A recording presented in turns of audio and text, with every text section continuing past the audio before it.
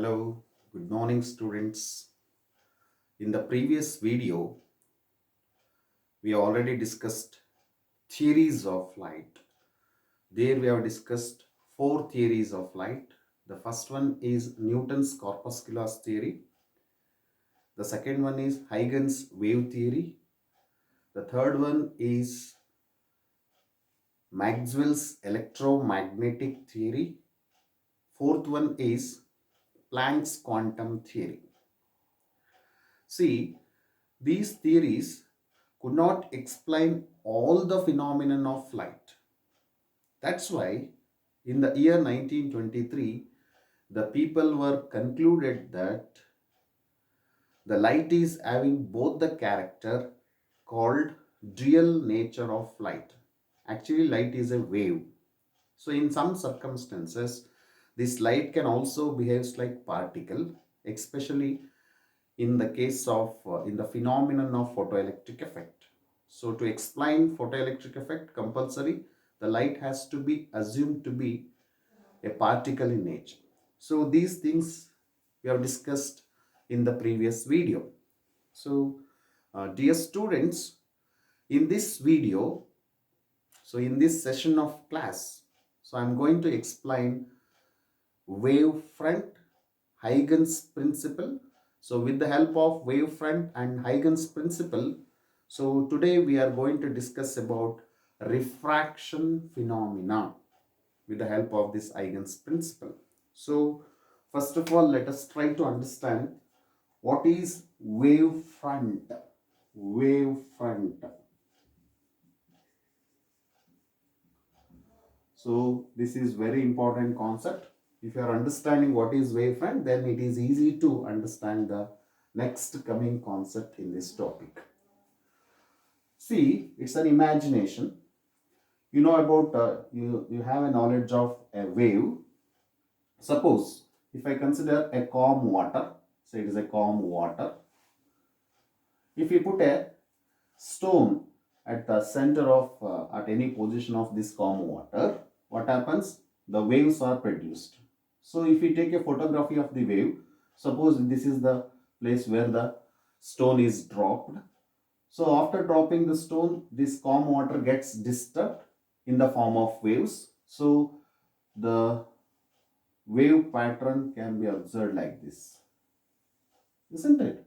So this is the view. If we take a photography from the top surface, we get a structure like this. This is what the disturbance what you are observing on the water surface, isn't it? So now, so this is the formation of waves. So from here to the outside in all the direction, the disturbance can travel. So here, to define wavefront, so wavefront is the locus of all the points. Say, suppose this is a point, this is a point, this is a point, this is a point. If we draw a line on the points where all the disturbance having same phase, all the medium particles are in same phase. So now the medium particles which are present here will be in the same state of vibration.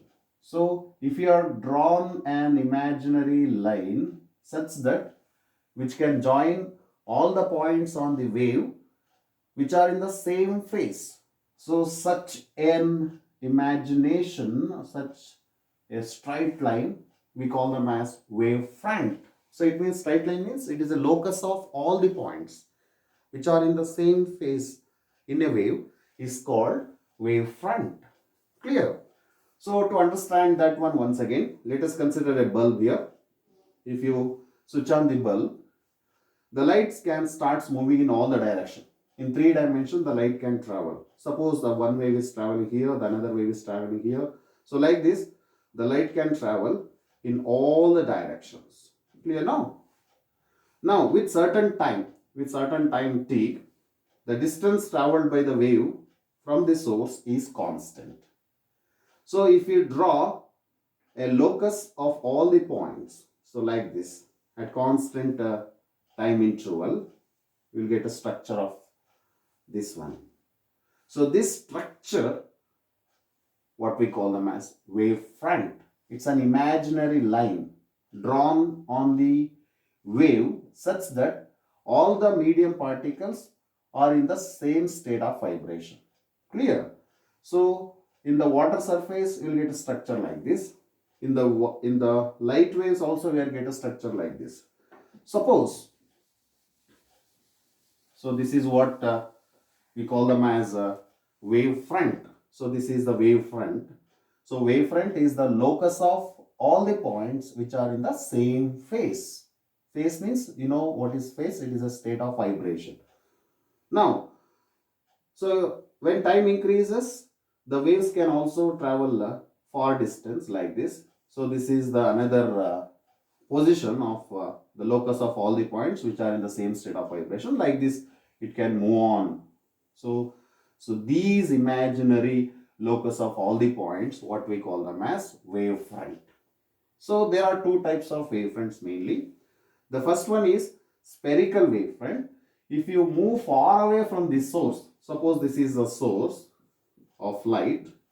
So close to the source of light, if you draw a locus of all the points which are in the same state of vibration, what we call them as wave front, it is exactly spherical in shape.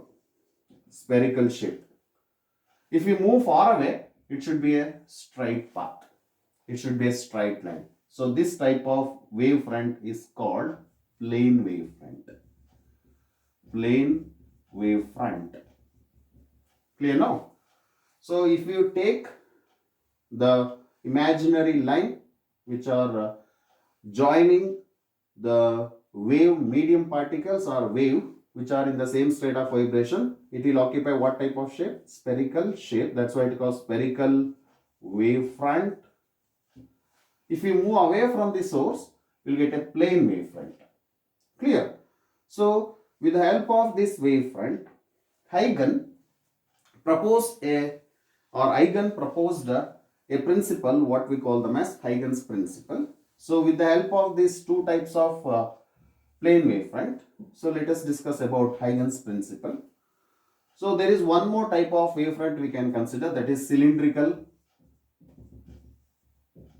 wave front. Cylindrical means, suppose if I consider a linear source just like tube light. So the light can travel in all directions. Suppose this is the distance traveled by a light after certain time interval. If you draw a locus of all the points, you will get a structure like cylinder. Isn't it? Structure like cylinder. So it means this cylinder is considered as cylindrical wave front. So the condition is the source should be of linear in shape. If the source is a point source, then you will get spherical wave front close to the source. If you move away from the source, you will get a plane wave front. Clear now? So now with the help of this wave front, Huygens has given the principle to define the phenomenon of light, what you have discussed in the previous topic, that is reflection, refraction. So that is what we call them as Huygens principle. Huygens principle.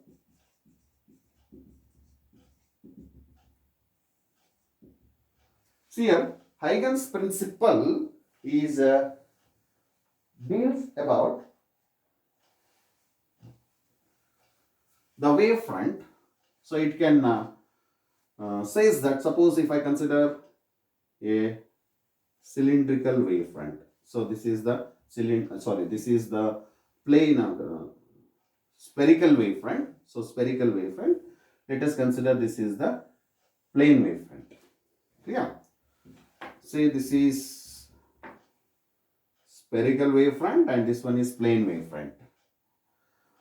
So according to Huygens principle, so he has given a very simple principle here. Suppose if I consider any point on the wave front, if this point gets disturbed, that disturbance acts like a source. That disturbance acts like a source. That source is called secondary disturbance.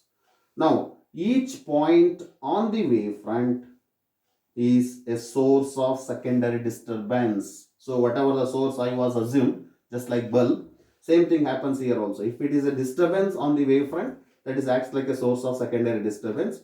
That disturbance is travel in the form of wavelets. Wavelets.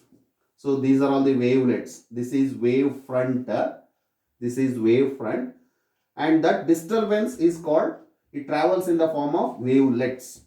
Clear? What is wavelets? Due to the disturbance on the wavefront, there is a creation of wavelets. It means again this disturbance acts like a source which can produce again light. So that wavelets can travel with the speed of wave. Speed of wave. Clear? So the speed of wavefront is equal to speed of waves, isn't it?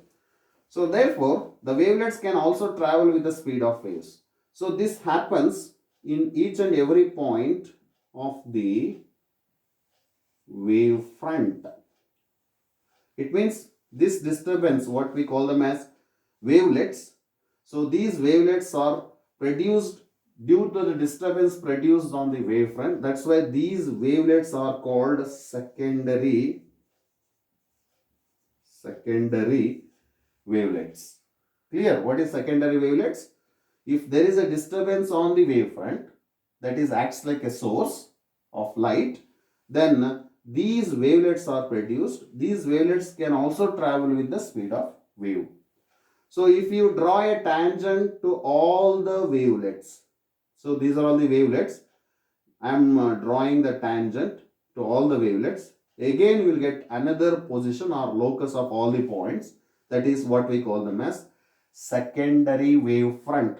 So this is a secondary wavefront.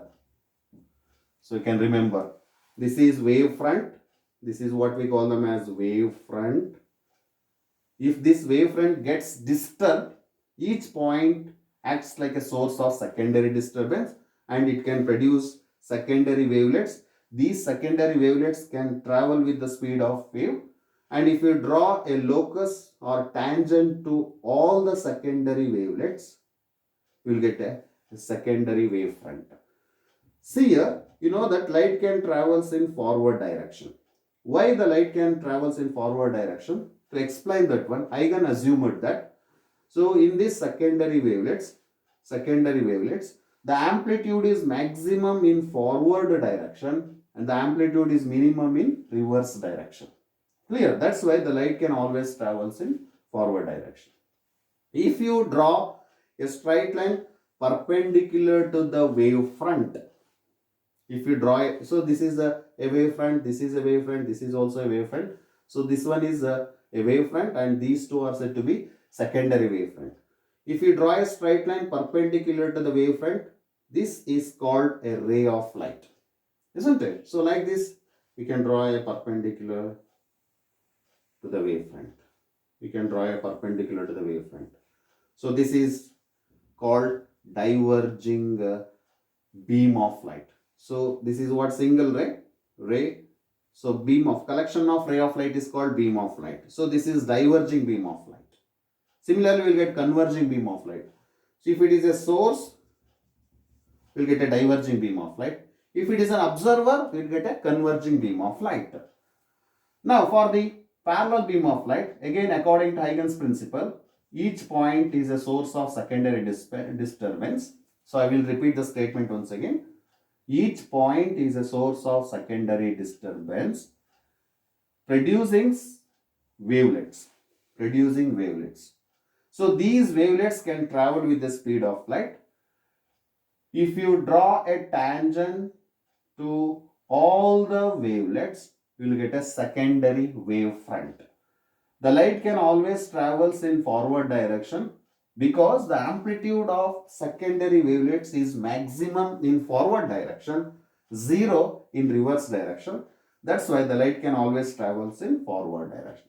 If you draw a straight line perpendicular to the wavefront, you will get a ray of light. Here the group of ray of light is said to be beam of light. So this is diverging beam of light, parallel beam of light. So while writing converging beam of light, this is the wavefront, secondary disturbance causing wavelets, secondary wavelets. If you draw a tangent to all the secondary wavelets, you will get a structure like this. If you draw a straight line perpendicular to the wavefront, you will get a ray of light. So a group of ray of light is said to be beam of light. So now this is observer. This one is source.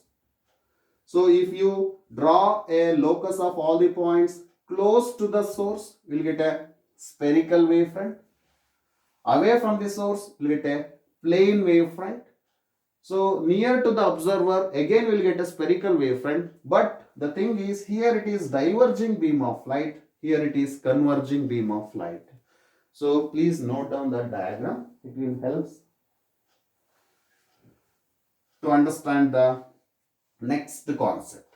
See, for the examination, this Huygens principle is very important. I will repeat the statement once again. So according to Huygens principle, each point on the wavefront is a source of secondary disturbance, and this disturbance travels as wavelets, which is equal to speed of wave. If you draw a tangent to all the secondary wavelets, you will get secondary wavefront. So this is what Huygens principle. So this disturbance is possible at every point on the wavefront. So each point acts like a source of secondary disturbance. Suppose this is source, it means it can produce light. So here if there is a disturbance on any point on the wavefront, so same thing happens just like source on the wavefront also. So this is what the Huygens principle has assumed. So this is a diverging beam of light, parallel beam of light, converging beam of light. So what is the ray of light? A ray of light is one which is an straight line perpendicular to the wavefront. A straight line perpendicular to the wavefront is called a ray of light. So dear students, let us move on to the next concept with the help of this Huygens principle. So I am going to discuss about refraction of light. This is also one of the very important questions for your examination. So we'll move on to the next concept, that is refraction of light.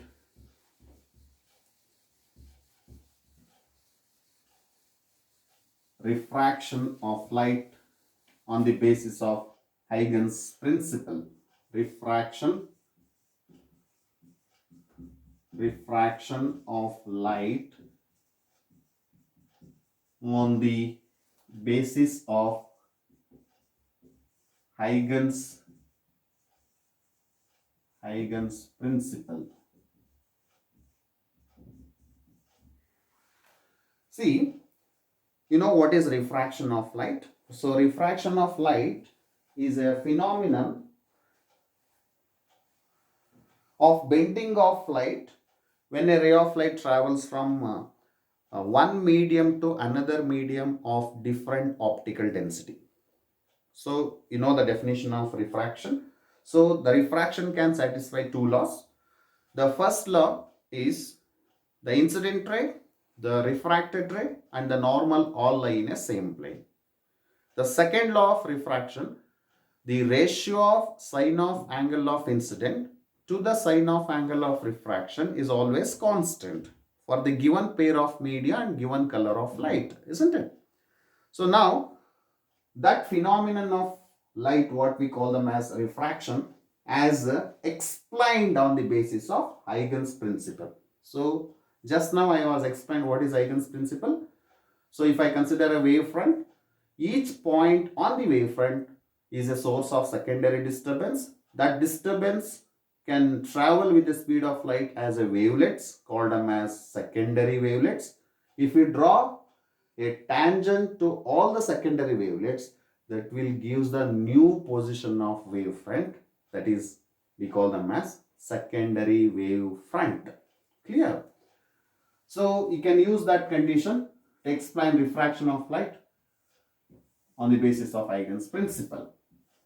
To understand that, first of all, we must understand a ray diagram related to that. Consider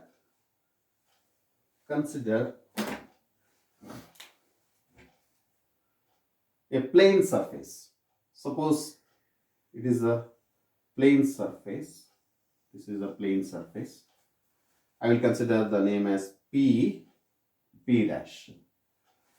P dash is the plane surface which can separate two media. Say it is medium 1 and this is medium 2.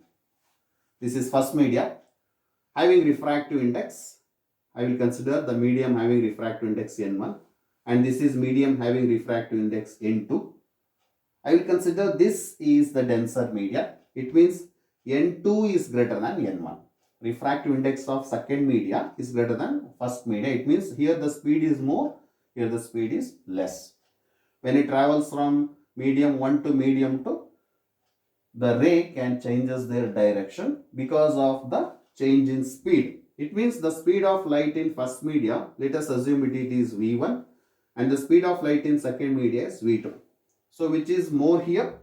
V1 is greater than V2 because N2 is greater than N1.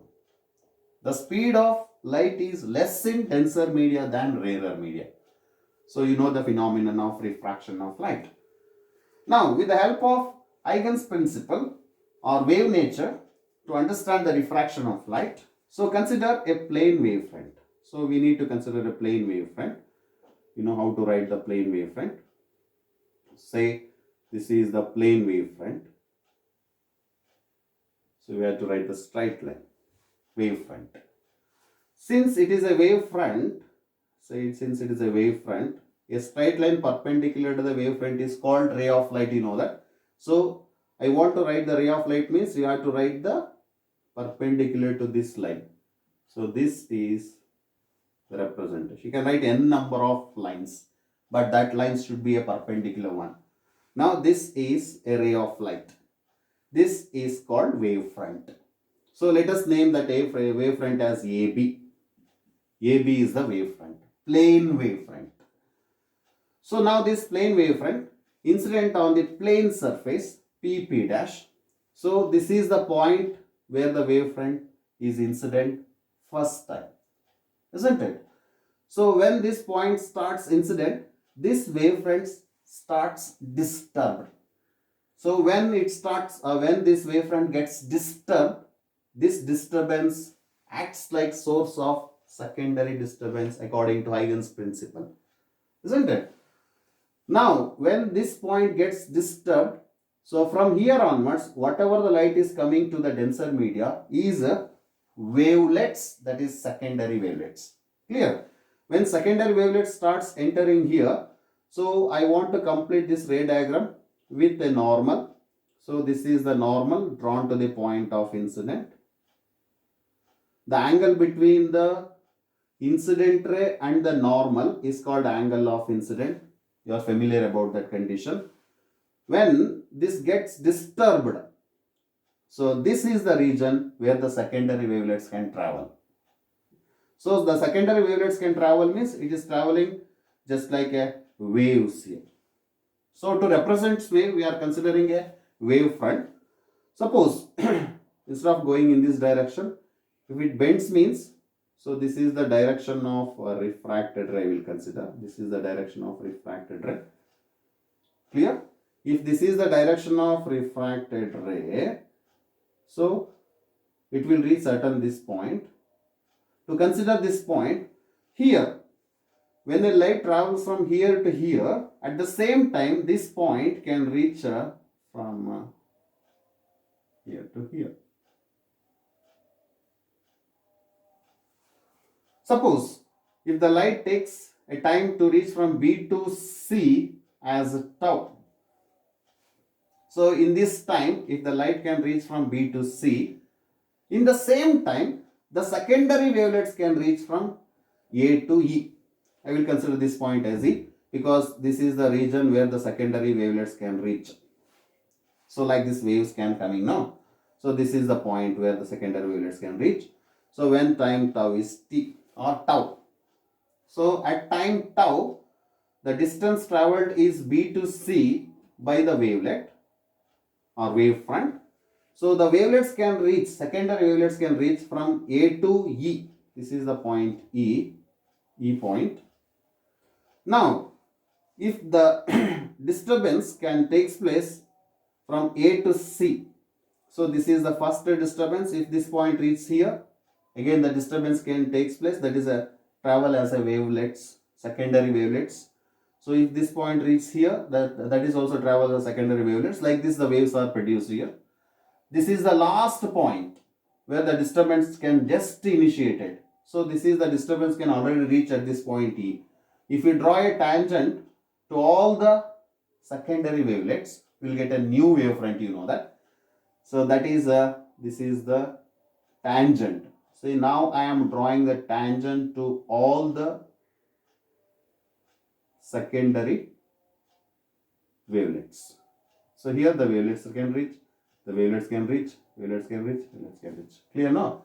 So to avoid the overlap of the diagram, I am not writing these wavelets. Just I am writing one wavelet here. This is the last wavelet. I am drawing the tangent to all the wavelets. We will get a new wavefront. So that's why this wavefront acts like a incident wavefront. And this wavefront acts like what? Refracted wavefront. Clear now? So this is incident wavefront AB and EC is the refracted wavefront. How the refracted wavefront are produced? According to Huygens principle. So this surface PP dash, during refraction of light, this wavefront gets disturbed. That disturbance acts like a source of secondary disturbance. That disturbance can travel with the speed of light or speed of wave. If we draw a tangent to all the secondary wavelets, we will get a secondary wavefront. That secondary wavefronts here we call them as refracted wavefront. So the first wavefront is incident wavefront. After refraction, we will get a refracted wavefront. So this is on the basis of Huygens principle. Clear now? Now, so this is angle of incident. The angle between incident ray and the normal is angle of incident. The angle between normal and the refracted ray. See, it is a refracted ray. This is the normal drawn to this wavefront. Now, this is a wavefront. Refracted wavefront. This is the normal. So it means this angle is 90 degree. This angle is 90 degree. So a straight line perpendicular to the wavefront is a ray of light. Now this is a refracted ray of light. This is incident ray of light. A straight line perpendicular to the incident wavefront. A straight line perpendicular to the refracted wavefront. So now this is a refracted ray and this one is incident ray. The angle between refracted ray and incident ray, normal is angle of refraction. So this is angle of refraction. So now let us consider simple geometry here. This is 90 degree now. This is also 90 degree. If these two angles are equal and these two angles must be equal. So if this angle is I, this angle should be 90 minus I. So if this angle is 90 minus I, this is also 90 minus I and this will become I. Clear now? So the angle BAC, angle BAC is equal to how much? The angle of refraction. Sorry, angle of incident. Angle of incident, BAC. Similarly, if this angle is R, so this angle from here to here it is 90 degree. So it means this angle is 90 minus R. If this angle is 90 minus R, same thing also you have to write here. This angle is 90 minus R. So it means obviously this should be R. Clear now? So just we are using simple common sense. Simple geometric conditions we are applying. The angle BAC is I. The angle ACE is angle of refraction. Clear now? So this angle is angle of incident, this angle is angle of refraction. So just we are using a simple geometrical condition. Now to prove this can satisfy Snell's law and it can satisfy first law of refraction, and to prove the second law of refraction is also called as Snell's law. To prove that, so I am using two right angle triangles here. So first right angle triangle is ABC. See, from the first right angle triangle ABC, this is right angled triangle ABC. This is what right angle triangle. This means this angle is 90 degree. So why this angle is 90 degree? This is perpendicular. A straight line perpendicular to the wavefront is a ray of light. This is a ray of light. Now, in the right angle triangle, if this is an angle I, for this angle BC is opposite side, AC is hypotenuse, AB is adjacent side. I am using sin theta here. It means sine of angle of incident, sin I. Sin I is equal to opposite side. Which is opposite side? BC. For this angle, BC is opposite side. And which is hypotenuse? AC. BC divided by AC. Just I am using the definition of sine function. Sin I is equal to opposite side divided by hypotenuse. Similarly, from the right angled triangle AEC. AEC. This is the another right angle triangle. So this angle is 90 degree because it is a perpendicular to the ray of light, that is a refracted wavefront. This angle is R. For this angle, AE is opposite side, AC is hypotenuse. Again, you can take the sine function for the angle R. Sin R is equal to opposite side is AE, hypotenuse is AC. Clear now? Say this is equation number 1 and this is equation number 2. Just we are using the definition of sine function. Sin theta is equal to opposite side divided by hypotenuse. That condition we have taken. So in the next step, you can take the ratio of these two, sin I divided by sin R. So before that, to get the value of BC and AE, see here BC. So what is BC? BC is the distance traveled by the light from here to here. To find the distance, if we know the time and the speed, then we can easily find the distance. No, just we can take the definition of speed. What is the definition of speed? Speed is equal to distance divided by time taken. Velocity is equal to displacement divided by time taken. So then the value of BC can be written. So BC is the displacement produced by the light in the time interval tau with a speed v1. So then it can be written as v1 into tau. So velocity is equal to displacement divided by time. Then displacement is equal to velocity into time. Just I am using this condition. Then what is the value of A to E? In the same time, the distance travelled by the secondary wavelets is here to here. So therefore, B A to C, we will consider here that value is A to C. A to C, no? A to E here. AE is equal to what? The time interval is tau and the speed is v2. So that will become v2 into tau. So we got the value of BC as v1 into tau. It's a very simple definition, that is speed of light. So speed is equal to displacement by time or distance divided by time. It becomes velocity into tau, velocity into tau. Tau is same because I am considering the time from here to here, it is tau. The same time the light travel from here to here.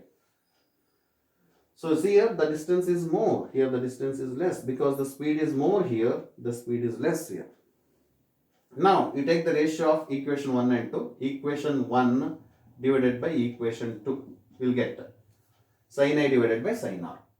Sin I divided by sin R, which is equal to BC by AC. BC divided by AC whole divided by, it means you take the reciprocal, AC divided by AE. AC get cancels, no.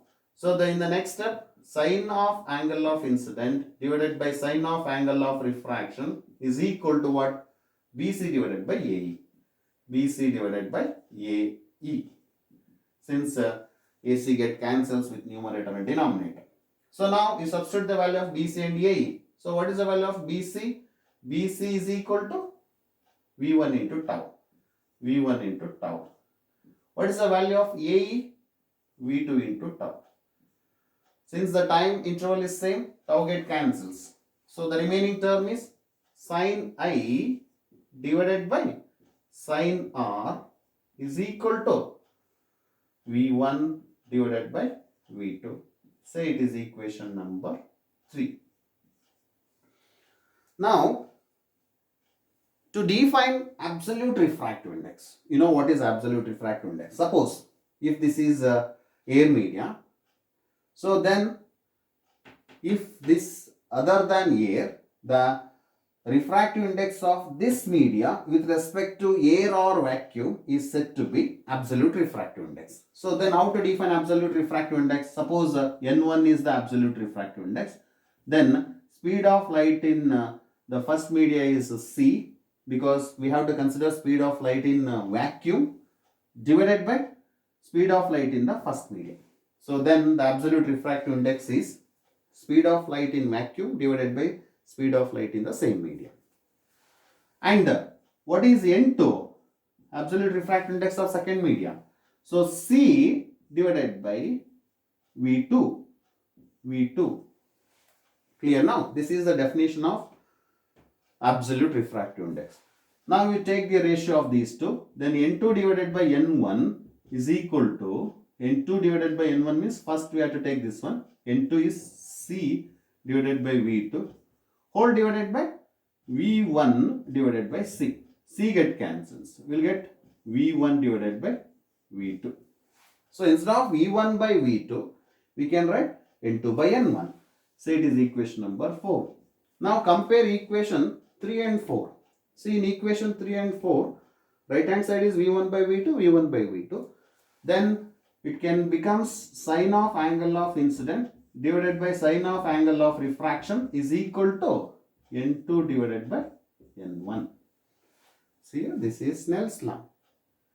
The ratio of sine of angle of incident to the sine of angle of refraction is equal to refractive index of second media with respect to first media. So it can also be written as N1 into sin I, which is equal to N2 into sin R.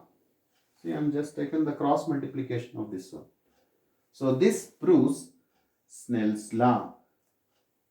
See here, with the help of wave nature also, we can prove the refraction of light. So refraction of light means the refraction of light can satisfy this Snell's law.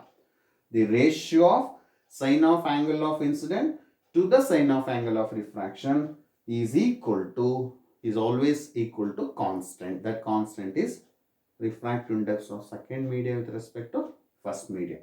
So this is the statement of Snell's law. So mathematically we have written N1 sin I is equal to N2 sin R. So clear now?